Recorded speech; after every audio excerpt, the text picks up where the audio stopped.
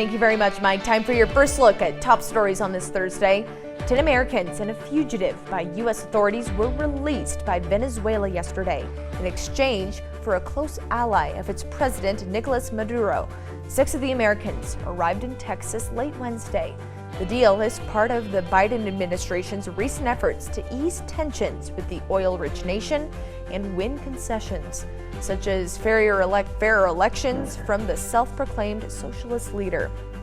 And officials say more than 20,000 migrants were processed at the U.S. southern border in just 2 days. The influx comes as Texas Republican Governor Greg Abbott earlier this week signed a law authorizing state officials to arrest and seek deportation of migrants suspected of crossing the border illegally. And in the Israel-Hamas war, there are new signs of a diplomatic breakthrough that could bring another temporary ceasefire. Hamas's top leader arrived in Egypt for talks aimed at brokering an agreement, including another exchange of Israeli hostages for Palestinians imprisoned by Israel. Meanwhile, Israel's military said it uncovered a major Hamas command center in the heart of Gaza City. And if you ask any teacher, they'll tell you they do their job for the love of education, not for the money. And starting teacher salaries have historically been on the lower side, forcing many to quit the profession in order to make ends meet. In this morning's America Forward report, Matt Pearl takes us to Eastern Oregon, where the solution to salaries may not be as difficult as one might think. Many teachers across America might need to squint to find common ground with Tony Myers. Okay, hands down, just like you're ready. We are a 2-room schoolhouse. We have 23 students, preschool through 6th grade, and I have the olders, 3rd through 6th grade. That is perfect, guys. Myers teaches in Baker City, Oregon. They're a few miles from the mountains, 2 hours from a major airport. From her school, Myers says she sees more cows than people. Just kind of go a little taller. But in terms of making a living as a teacher, Myers faced a struggle common to millions. I made more as a manager at McDonald's than I did in my first 6 years teaching. As a professional with a 5-year degree, a master's degree, I shouldn't have had to take a pay cut. A federal survey found nearly half of America's public schools entered the year feeling understaffed. 70% reported having too few candidates applying for teaching jobs. Okay, hands down. Myers is head of the teachers union.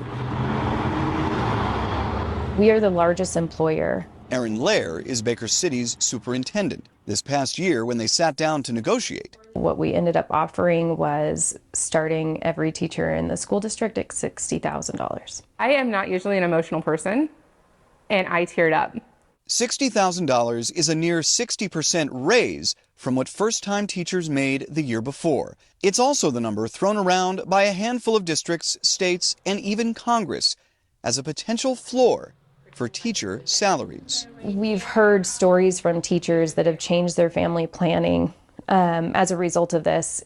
If I had had this opportunity when I started my career, so many things would be so different. In Baker City, they entered the year with a massive surplus and an audacious idea to lure and keep teachers. Right now, that makes them an island. This is Baker City getting strong teachers, likely at the expense of neighboring school districts. Michael Hansen is Senior Education Fellow for Brookings. He questions how Baker City will sustain higher salaries without a permanent hike in funding. He also points to research saying salary alone won't keep teachers if conditions aren't strong as well. But his larger point at a time of teacher shortage is that audacious ideas must stretch far beyond Baker City. It won't take much to shift people's perceptions and their willingness to try teaching as a career. It would require more than a single rural school district in Eastern Oregon doing it. Indefinitely. Lair has started spreading the idea to other districts, both within and beyond Oregon. All involved say in many ways Baker City is an island. Go, go, go, go, go. Myers teaches a handful of kids in a 4-grade class, including 2 of her kids.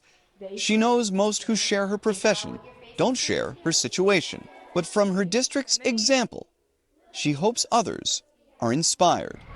Just opening that conversation and saying, Little Eastern Oregon, Baker City did it.